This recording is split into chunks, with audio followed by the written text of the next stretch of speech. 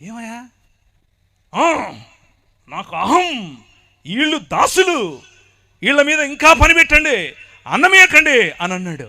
అవునా? సొదొమ గొమొర్రాలకు ఏం చేశాను నీకు తెలీదా?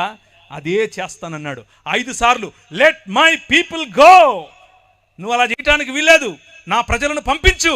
ఇశ్రాయేలు ప్రజలపైన నువ్వు అలా ప్రతాపం చూపించడం కరెక్ట్ కాదు, వాళ్ళపైన అంత శ్రమ మంచిది కాదు, పంపించు అని అంటే అన్నాడు. 5వ సారి తర్వాత నేను పంపిస్తాను బాబోయ్ అంటే కూడా నీ హృదయాన్ని నువ్వు చూస్తావు. ఇప్పుడు నీ కొమ్ములు ఎలా ఇరుగుతాయో నువ్వు చూస్తావు, నీ నోటి పళ్ళు ఎలా రాలుతాయో నువ్వు చూస్తావు. నువ్వు నీ కళ్ళ ముందు నా పసిబిడ్డను, నేను కన్న నా కుమారుణ్ణి, నా జ్యేష్ఠపుత్రుని నేను తీసుకెళ్ళిపోతా, గద్దరెక్కల మీద మోసుకుని తీసుకెళ్ళిపోతా. ఇందులో దేవుని గుణలక్షణం మీకేం కనిపిస్తుందో?